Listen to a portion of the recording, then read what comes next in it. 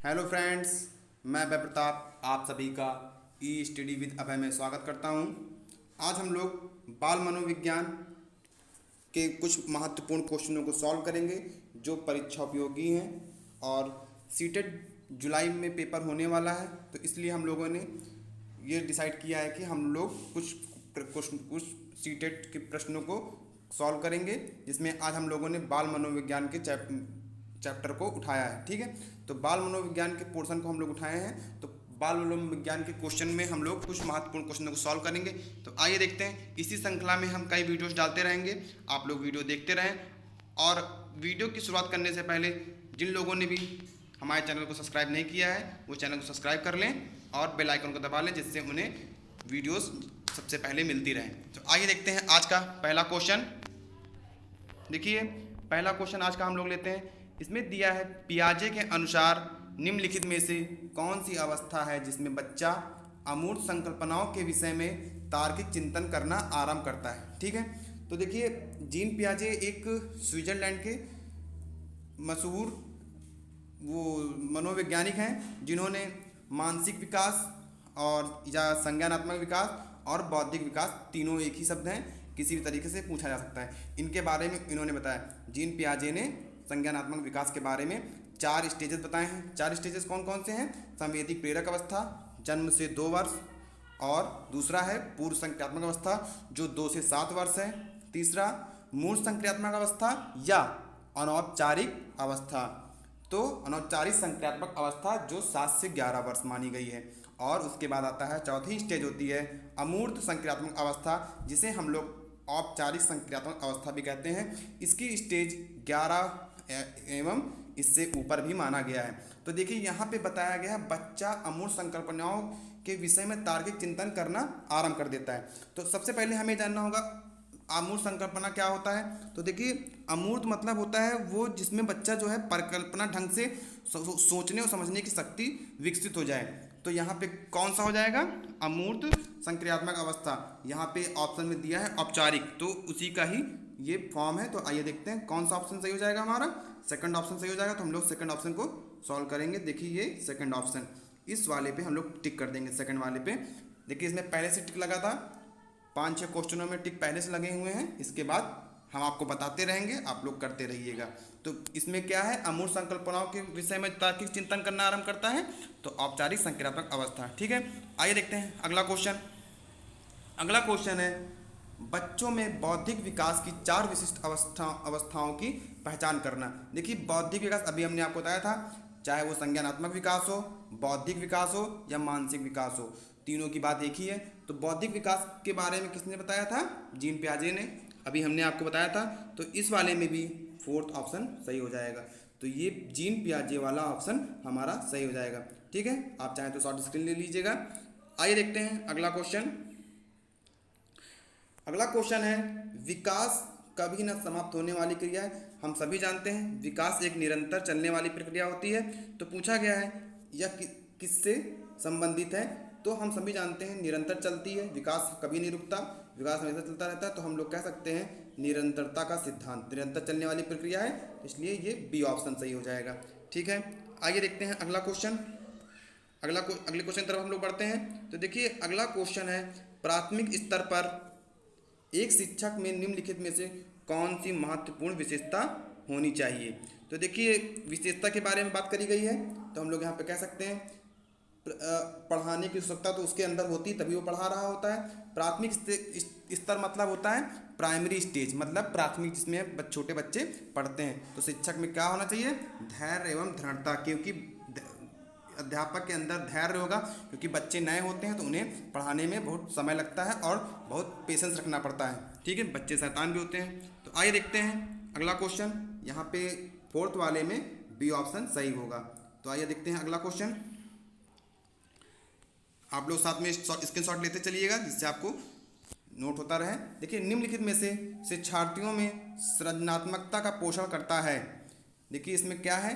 सृजनात्मकता सबसे पहले हम लोग जान लेते हैं, सृजनात्मकता क्या होता है। इसका मतलब होता है क्रिएटिविटी।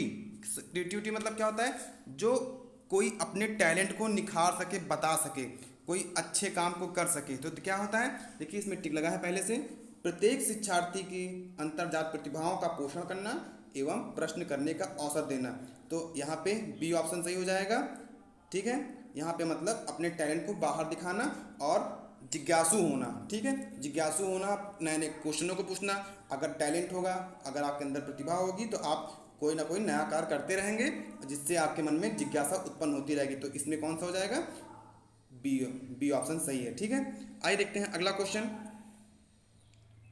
वह अवस्था जब बच्चा तार्किक रूप से वस्तुओं व घटनाओं के विषय में चिंतन आरंभ करता है। तो आप लोगों को बता दें, तार्किक रूप से चिंतन मतलब इसमें हमने अभी आपको जीन पियाजे के बारे में बताया था थोड़ा, तो उसी से रिलेटेड है। तार्किक रूप से वस्तुओं और घटनाओं के बारे में चिंतन किस स्टेज में होता है? इसका होता है मूर्त संक्रियात्मक अवस्था। इसका ऑप्शन देखिए नीचे लिखा है, ये चारों लिखे हुए हैं। मूर्त संक्रियात्मक अवस्था, हमने आपको दो ये औपचारिक संक्रियात्मक अवस्था बता ही दिया था। मूर्त वाला भी होता है इसमें, मतलब ये मूर्त वाले में ये होता है कि बच्चा इस अवस्था में विश्वास करने लगता है, वो मानने लगता है कि लंबाई, भार आदि स्थिर होते हैं और वो अनेक कार्यों की मानसिक प्रतिभा को प्रस्तुत कर सकता है। ठीक है, तो ये इसमें ऑप्शन हमारा डी सही है, मूर्त संक्रियात्मक अवस्था। ठीक है, इसकी एज हमने आपको बताई थी 7 से 11, तो आप लोग ये ध्यान रखिएगा। देखिए जीन पियाजे से कई सारे क्वेश्चन आ गए हैं, तो ये इंपॉर्टेंट है, आप देखिएगा। आइए देखते हैं अगला क्वेश्चन।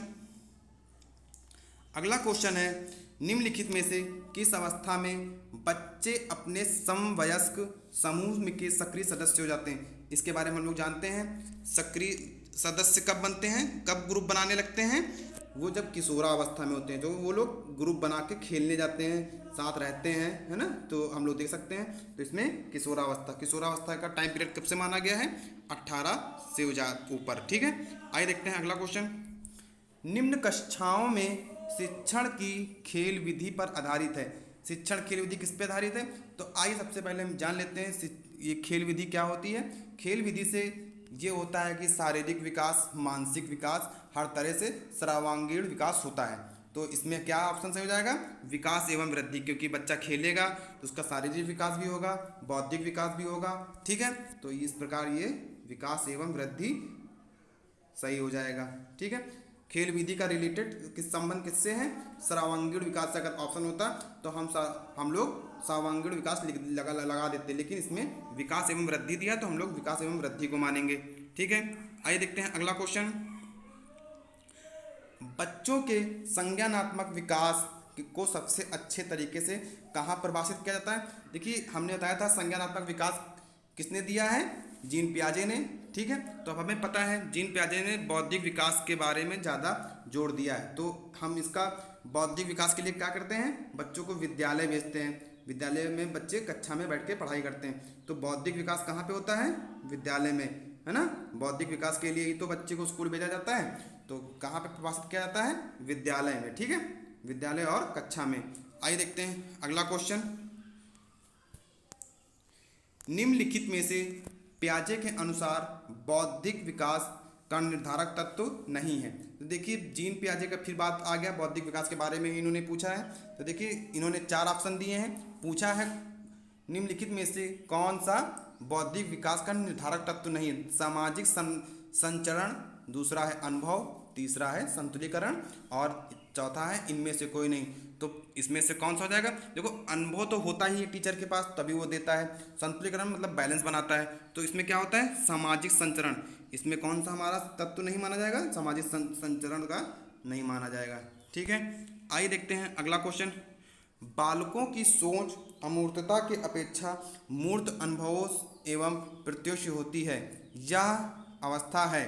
तो देखिए यहाँ पे क्वेश्चन थोड़ा कंफ्यूजिंग है, आप समझिएगा। देखिए इसमें पूछा गया है बालकों की सोच अमूर्तता के अपेक्षा मूर्त, मतलब अमूर्तता के बारे में नहीं पूछा गया है, मूर्त अनुभवों एवं प्रत्युष के बारे में पूछा गया है। हमने आपको मूर्त के बारे में बताया था, मूर्त जो मूर्त संख्यात्मक अवस्था हमने क्या बताया था? 7 से 12 वर्ष। ठीक है, 7 से 11 भी मिल सकता है, 7 से 12 भी मिल सकता है, तो आप लोग इसी में लगाएंगे ए ऑप्शन में। ठीक है, ए ऑप्शन हमारा सही हो जाएगा। ठीक है, ए ऑप्शन ये वाला। और आइए देखते हैं अगला क्वेश्चन। विकास के संदर्भ में निम्नलिखित में से कौन सा कथन सत्य नहीं है। देखिए क्या कह रहा है, विकास की प्रत्येक अवस्था में अपने खतरे होते हैं। बिल्कुल सही है, क्योंकि विकास होता रहता है, खतरे बढ़ते रहते हैं। फिर देखिए, विकास उकसाने और बढ़ावा देने से नहीं होता है। विकास जो है बढ़ावा देने उकसावा देने से भी होता है। ठीक है, विकास सांस्कृतिक परिवर्तनों से प्रभावित होता है। जैसे देखिए, विकास जैसी संस्कृति होती है वैसे ही परिवर्तन होते जाते हैं। बच्चा जैसे जैसे बढ़ता जाता है उसके अंदर बदलाव आते जाते हैं। ठीक है, ये सांस्कृतिक परिवर्तन ही होते हैं। ठीक है, उसके बाद देखिए, विकास की प्रत्येक अवस्था में अपनी विशेषताएं होती हैं। सही बात है, हर अवस्था की अपनी एक अलग विशेषता होती है। तो इसमें कौन सा हो जाएगा, विकास उकसाने और बढ़ावा देने से नहीं होता, क्योंकि विकास जो है उकसाने और बढ़ावा देने से भी होता है। ठीक है, जब ठोकर लगती है तो आदमी के अंदर विकास होने लगता है, ये भी हो सकता है। ठीक है, कह सकते हैं विकास बढ़ावा देने और उकसाने से होता है। लेकिन इसमें पूछा गया कौन सा कथन सत्य नहीं है, तो हम लोग बी ऑप्शन पे टिक कर देंगे। आइए देखते हैं अगला क्वेश्चन। अगले क्वेश्चन में देखिए कह रहा है, निम्नलिखित में से कौन सा विकासात्मक कार्य उत्तर बाल्यावस्था के लिए उपयुक्त नहीं है। तो देखिए, उत्तर बाल्यावस्था के लिए उपयुक्त नहीं है, तो हम लोग क्या करेंगे इसके बारे में। देखिए, सामान्य खेलों के लिए आवश्यक शारीरिक कुशलताएं सीखना। दूसरा है पुरुषोचित एवं स्त्रीचित सामाजिक भूमिकाओं को प्राप्त करना। व्यक्तिगत आत्मनिर्भरता प्राप्त करना। अपने हम उम्र बालकों के साथ रहना सीखना। तो यहाँ पे देखिए, उत्तर बाल्यावस्था के लिए उपयुक्त नहीं है। तो हम लोग जानते हैं खेल सभी लोग खेल सकते हैं, सभी उससे शारीरिक कुशलताएं बढ़ती हैं, हमारा मानसिक विकास होता है, शारीरिक विकास होता है, ये हमारे लिए गलत नहीं हो सकता। पुरुषोचित एवं स्त्रियोचित सामाजिक भूमिकाओं को प्राप्त करना है। देखिए, इस उत्तर अवस्था बाल्यावस्था में ऐसी कोई बात नहीं कही गई कि पुरुष और स्त्री सामाजिक भूमिकाओं को प्राप्त करते हैं, ये गलत हो गया सरासर। तो यहाँ पे कौन सा उपयुक्त नहीं है, हमारा बी ऑप्शन। ठीक है, अब आगे भी पढ़ लेते हैं। व्यक्तिगत आत्मनिर्भरता प्रदान करता है, ये भी सही है, विकास कार्य के लिए उपयुक्त ये प्राप्त करता है। ठीक है, अपने हम उम्र बालकों के साथ रहना भी सिखाता है उत्तर बाल्यावस्था में विकास। तो यहाँ पे पुरुष और स्त्री के बारे में जो बात करी गई है ये गलत है, तो यहाँ पे ये उपयुक्त नहीं है, क्योंकि यहाँ पे डिफरेंस नहीं बताता। देखिए क्या है, विकास का क्या अर्थ, विकास का अर्थ हम सभी जानते हैं, लेकिन देखिए यहाँ पे क्या किस लैंग्वेज में बोल रहा है हम लोग वो पढ़ेंगे। देखिए, विकास का अर्थ परिवर्तन की उत्तरोत्तर श्रृंखला है। दूसरा है अभिप्रेरणा के फलस्वरूप होने वाले परिवर्तनों की उपरोत्तर श्रृंखला। अभिप्रेरणा एवं अनुभवों के फलस्वरूप होने वाले परिवर्तनों की उत्तरोत्तर श्रृंखला। चौथा है परिपक्वता एवं अनुभव के फलस्वरूप होने वाले परिवर्तनों की श्रृंखला। देखिए, परिपक्वता इसमें मैच्योरिटी होती है, परिपक्वता मतलब होता है मैच्योरिटी। तो यहाँ पे अनुभव होता है और मैच्योरिटी आती, उसी के हिसाब से विकास होता रहता है और स्वभाव में परिवर्तन होता रहता है। ठीक है, तो ये वाला सही है, 4D ऑप्शन सही है। आइए देखते हैं अगला, ये सभी को आता होगा। खिलौनों की आयु मानी गई है, किसे मानी गई है आप लोग बताइए। खिलौनों की आयु पूर्व बाल्यावस्था को मानी गई है। देखिए, पूर्व बाल्यावस्था, अब यहाँ पे सबसे पहले होता है शैशवावस्था। शैशवावस्था जैसे संवेदी अवस्था भी वो कैसे कह सकते हैं। और फिर उसके बाद आता है पूर्व बाल्यावस्था, फिर उत्तरावस्था। तो देखिए यहाँ पे क्या बोला गया, खिलौनों की आयु है। तो खिलौने की आयु किस में होता है, ये सभी जान सकते हैं, सभी को पता होगा। आप लोग बताइए, खिलौनों की आयु पूर्व बाल्यावस्था में बोला गया। ठीक है, तो पूर्व बाल्यावस्था खिलौनों की आयु, यह ध्यान रखिएगा, ये पेपर में आ चुका है। ठीक है, आइए देखते हैं अगला क्वेश्चन। निम्नलिखित में से कौन सी पूर्व बाल्यावस्था की विशेषता नहीं है। देखिए, पूर्व बाल्यावस्था की अवस्था नहीं है, तो इसमें क्या है, दल समूह बनाए रख के रहने की अवस्था है, क्योंकि सब लोग ग्रुप बना के खेलते भी हैं, हम लोगों ने देखा भी, बच्चे खेला करते हैं। अनुकरण करने की अवस्था, बच्चे सीखते हैं एक दूसरे को देख के। प्रश्न करने की अवस्था, ये भी होता है, वो नई नई चीज़ें पूछा करते हैं, कोई चीज़ें होती हैं। ठीक है, खेलने की अवस्था, तो इसमें पूर्व बाल्यावस्था में क्या नहीं होती, क्या विशेषता नहीं है, खेलने की अवस्था नहीं है ये। ठीक है, पूर्व बाल्यावस्था में बच्चे छोटे होते हैं, तो ये खेलने की अवस्था नहीं होती है। ठीक है, अभी देखिए खेलने की अवस्था हम लोगों ने लिखा था। ठीक है, यहाँ पे लोग बच्चे खेलने नहीं जाते, बल्कि घरों पे खिलौनों से ही खेलते हैं। ठीक है, अब देखिए अगला देखते हैं। उत्तर बाल्यावस्था में बालक भौतिक वस्तुओं के किस आवश्यक तत्वों में परिवर्तन समझने लगते हैं। देखिए, उत्तर बाल्यावस्था के बारे में बात करी गई है, तो उत्तर बाल्यावस्था के बारे में बताया गया है भौतिक वस्तुओं के किस आवश्यक तत्व में परिवर्तन समझने लगते हैं, वो द्रव्यमान, दूसरा है द्रव्यमान संख्या और द्रव्यमान संख्या क्षेत्र। तो इसमें हम लोगों का डी ऑप्शन सही है। वो किसमें अवस्था परिवर्तन समझने लगते हैं, वो समझने लगते हैं कि कौन सामान भारी है, कितने सामान है, ठीक है, और कौन सामान कितना स्पेस घेरता है। तो उत्तर बाल्यावस्था में वो ये सब चीज़ें जानने लगते हैं, ठीक है। आप लोग इसे देखिएगा, देखिए हैं ये अब यहाँ पे हम लोगों ने कर लिया है, उत्तर बाल्यावस्था आ गया। आइए देखते हैं अगला क्वेश्चन। अगला क्वेश्चन है व्यक्तित्व स्थायी समायोजन है। व्यक्तित्व मतलब इसमें पूछा गया है व्यक्तित्व स्थायी समायोजन किससे कहते हैं, क्या है, तो क्या है, पर्यावरण के साथ, ये भी सही है, जीवन के साथ, ये भी सही है, क्योंकि सब चीज़ें होती हैं स्थायित्व में, जीवन व्यक्तित्व स्थायी समायोजन में, और है प्रकृति के साथ, ये भी सही है। तो देखिए यहाँ पे तीनों सही है, चौथा ऑप्शन भी हमें मिल रहा है ये सभी, तो यहाँ पे ये सभी सही हो जाएगा, ठीक है। आइए बढ़ते हैं अगले क्वेश्चन की तरफ। दूसरे वर्ष के अंत तक शिशु का शब्द भंडार हो जाता है।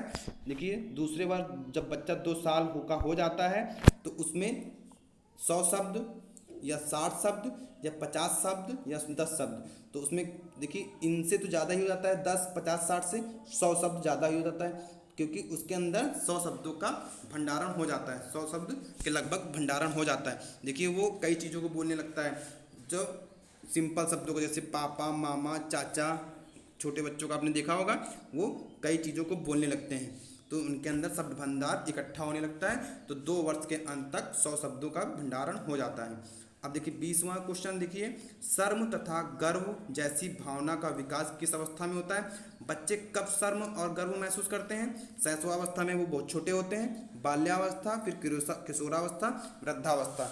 तो देखिए शैशवावस्था में तो वो छोटे होते हैं, उन्हें कुछ नहीं पता होता, ठीक है, लेकिन फिर वो जैसे बड़े होते हैं, बाल्यावस्था में आते हैं, तो उनको जानकारी होने लगती है, तो वो शर्म और गर्व महसूस करने लगते हैं। जब कोई अच्छा काम करके आते हैं तो शाबाशी देते हैं, तो गर्व महसूस करते हैं। जब कोई बच्चा गलत काम कर देता है तो डांटते हैं, तो उसे शर्म भी महसूस होती है, ठीक। ये किस स्टेज में होती है, ये बाल्यावस्था में होती है, सभी को पता है, ठीक है।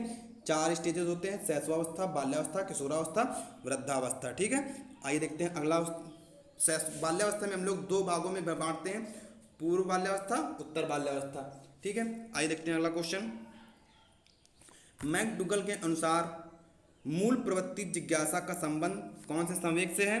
तो देखिए मूल प्रवृत्ति जिज्ञासा मतलब होता है क्यूरियोसिटी, पूछने की शक्ति, जैसे बच्चे प्रश्न पूछते हैं, तो किसमें मैकडूगल, यहाँ पे ध्यान दीजिएगा, मैकडूगल के अनुसार पूछा गया है, तो मूल प्रवृत्ति जिज्ञासा के अनुसार किससे है। तो देखिए इसमें क्या है, भय, घृणा, आश्चर्य, भूख। जिज्ञासा किसमें होती है, आश्चर्य में होती है, क्योंकि बच्चे अचानक से उनको आश्चर्य होता है कि ये कैसे हो गया, तो वो प्रश्न पूछते हैं। इस प्रश्न पूछने की भावना जिज्ञासा से ही होती है, क्यूरियोसिटी से होती है। इसका संबंध किससे है, आश्चर्य से, ठीक है। आइए देखते हैं अगला क्वेश्चन। ये देखिए अगला क्वेश्चन, शैशवावस्था की मुख्य विशेषता क्या नहीं है। शैशवावस्था की मुख्य विशेषता क्या नहीं है, ये हमें बताना है। तो मुख्य विशेषता क्या है, देखिए पढ़ते हैं। सीखने की प्रक्रिया में तीव्रता, फिर है जिज्ञासा की प्रवृत्ति, फिर है चिंतन प्रक्रिया, फिर है अनुकरण करने की, सीखने की प्रवृत्ति। तो देखिए इस वाले में 22वें नंबर में पूछा गया है शैशवावस्था की मुख्य विशेषता क्या नहीं है। देखिए सीखने की तीव्रता होती है, क्योंकि शैशवावस्था में बच्चे बहुत तेज़ी से सीखते हैं। जिज्ञासा बहुत होती है, वो बहुत क्वेश्चन पूछते रहते हैं घरों पे भी। चिंतन, उनको कोई टेंशन नहीं होता, वो कोई चिंतन नहीं करते हैं। अनुकरण सीखने की व्यवस्था होती है, क्योंकि वो कुछ बड़े करते हैं तो छोटे बच्चे सीखने लगते हैं। तो क्या है, चिंतन करने की प्रक्रिया। तो यहाँ पे सी ऑप्शन सही हो जाएगा, ठीक है। शैशवावस्था मतलब 0 अवस्था बोल सकते हैं, जब बच्चे पैदा होते हैं, ठीक है। तो चिंतन प्रक्रिया उनके अंदर नहीं होती है, वो कुछ नहीं सोचते हैं, वो देखिए तभी वो खुश रहते हैं, कि जब भूख लगती तभी वो रोते हैं। तो आइए देखते हैं अगला क्वेश्चन। किस मनोवैज्ञानिक के अनुसार विकास एक सतत और धीमी प्रक्रिया है। मतलब इसमें देखिए पूछा गया है किस मनोवैज्ञानिक के अनुसार, मनोवैज्ञानिक का नाम पूछा गया है, उनके अनुसार विकास एक सतत, लगातार और धीमे चलने वाली प्रक्रिया है। ये किसने कहा था, इन्होंने कहा था स्किनर ने। इसको याद कर लीजिएगा, स्किनर ने कहा था, ठीक है, स्किनर। ये आपका सही आंसर होगा, सी ऑप्शन, स्किनर ने कहा था।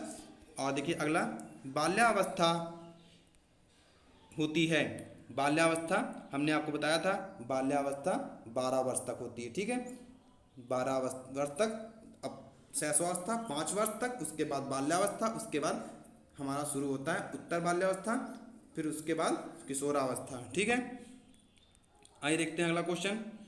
व्यक्तित्व विकास की अवस्था है, इसको पढ़ते हैं, अधिगम एवं वृद्धि। व्यक्तित्व विकास की अवस्था, अधिगम एवं वृद्धि, व्यक्तिव्रत अध्ययन, उपचारात्मक अध्ययन, इनमें से कोई नहीं। तो देखिए व्यक्तित्व विकास की अवस्था कौन सी होती है? अधिगम एवं वृद्धि। अधिगम मतलब होता है सीखना, ठीक है, सीखने मतलब विकास से रिलेटेड है, सीख रहे हैं, वृद्धि कर रहे हैं, तो इसमें किसका हो जाएगा? अधिगम एवं वृद्धि। अगला क्वेश्चन, विकास में वृद्धि से तात्पर्य है ज्ञान में वृद्धि, संवेग में वृद्धि, वजन में वृद्धि, ठीक है, और आकार, सोच, समझ, कौशल में वृद्धि। देखिए इसमें सारी बातें बोल दी गई हैं। आकार में भी वृद्धि होती है, विकास होता है, सोच में भी विकास होता है, समझ और कौशल में भी विकास होता है, ठीक है। तो इसी में सारी बातें बोल दी गई हैं, तो हम लोग इसको टिक कर देंगे, ठीक है। तो हमारा 4th ऑप्शन सही हो जाएगा। आइए देखते हैं अगला क्वेश्चन। परिपक्वता का संबंध किससे होता है? परिपक्वता की इंग्लिश होती है मैच्योरिटी। तो परिपक्वता किसे कहते हैं? जिसमें मैच्योरिटी आ जाती है, ठीक है। तो आइए देखते हैं। देखिए परिपक्वता का संबंध किससे है? विकास से। जब विकास होता है तभी तो बच्चों में परिपक्वता आता है। बुद्धि, सृजनात्मक, रुचि, ये सब भी होते हैं, लेकिन किससे होता है? जब विकास होता है तभी ये सब चीज़ें संभव होती हैं, ठीक है। तो इसमें ए ऑप्शन सही है। तनाव और क्रोध की अवस्था किसे माना गया है? किसे कहते हैं? देखिए तनाव और क्रोध किस अवस्था में आता है ये हम सभी जानते हैं। तनाव और तो देखिए शैशवावस्था में तो तनाव क्रोध होता नहीं, किसी चीज़ का डर होता नहीं है, तो बच्चे खुश रहते हैं, तो ये हो नहीं सकता, ये वाला नहीं होगा। किशोरावस्था, बाल्यावस्था, वृद्धावस्था, ठीक है। किशोरावस्था बहुत तनाव और क्रोध की अवस्था होती है। आप याद कर लीजिए, पूछा जाता है तनाव और क्रोध की अवस्था किसे कहते हैं? किशोरावस्था को बोलते हैं, ठीक है। जब किशोरावस्था के बारे में हम लोग डिस्कशन करेंगे तो तनाव और क्रोध की अवस्था के बारे में भी जिक्र होगा। तो यहाँ पे बी ऑप्शन सही है। आइए अगला क्वेश्चन देखते हैं। बच्चों की रुचि बनाए रखने के लिए आप कौन सी विधि का चयन करेंगे? बच्चों को पढ़कर आने को कहेंगे, प्रश्न पूछेंगे? नहीं। बच्चे गतिविधि करेंगे तथा बच्चों को बताएंगे, ठीक है। आगे भी पढ़ें। बच्चे गतिविधि में बच्चों को शामिल करेंगे, ये भी नहीं। बच्चों को स्वयं गतिविधि करने का मौका देंगे या करने के लिए देंगे? तो बच्चों को स्वयं गति करने के लिए देंगे, जिससे उनको मतलब विकास होगा उनका, ठीक है। तो इससे वो पढ़ेंगे, ठीक है। आइए देखते हैं अगला क्वेश्चन। रुचि, इससे बच्चे जब स्वयं पढ़ेंगे, गतिविधि करेंगे, तो उनके अंदर रुचि बनेगी, क्यूरोसिटी बढ़ेगी, ठीक है, जिज्ञासा बनेगा। तो इस मतलब हम लोग क्या करेंगे? वो स्वयं गतिविधि कुछ करें, पढ़ें, ठीक है। अब देखिए एक अगला क्वेश्चन पढ़ते हैं। एक बच्चे की मानसिक आयु 12 वर्ष है एवं वास्तविक आयु बताई गई है 10 वर्ष है। उसकी बुद्धि लब्धि क्या होगी? ठीक है, तो देखिए इसमें क्या है, इसका फार्मूला है, बुद्धि लब्धि का फार्मूला होता है मानसिक आयु बटे वास्तविक आयु गुणे 100। ये फार्मूला होता है, आप लोग लिख लीजिएगा। मानसिक आयु बटे, देखिए इसका फार्मूला होता है बुद्धि लब्धि का, ठीक है, यहाँ पे IQ लेवल का होता है मानसिक, ठीक, मानसिक M से और वास्तविक ओरिजिनल और गुणे 100, ठीक है। हम लोग सॉल्व कर लेंगे। तो देखिए मानसिक कितना बताया गया है 12 वर्ष और वास्तविक बताया गया है 10 वर्ष और गुणे 100, ये 100 ऊपर रहेगा। देखिए दिखाते हैं आपको, 12/10 गुणे 100, यहाँ हम लोगों ने सॉल्व कर लिया तो कितना आ गया 120। तो यहाँ पे कितना हो जाएगा 120 हो जाएगा, ठीक है। तो यहाँ पे हम लोग किस पे टिक कर देंगे? सी ऑप्शन पे 120। हमने आपको बता दिया बुद्धि लब्धि का सूत्र क्या होता है, मानसिक आयु बटे वास्तविक आयु गुणे 100, ठीक है। आइए देखते हैं अगला क्वेश्चन। अगला क्वेश्चन क्या कह रहा है? शारीरिक विकास का क्षेत्र है स्नायु मंडल, स्मृति, अभिप्रेरणा, समायोजन। शारीरिक विकास का क्षेत्र क्या है? स्नायु मंडल, ठीक है। स्नायु मंडल यहाँ पे सही जवाब है। तो यहाँ पे ए ऑप्शन पे हम लोग टिक कर देंगे।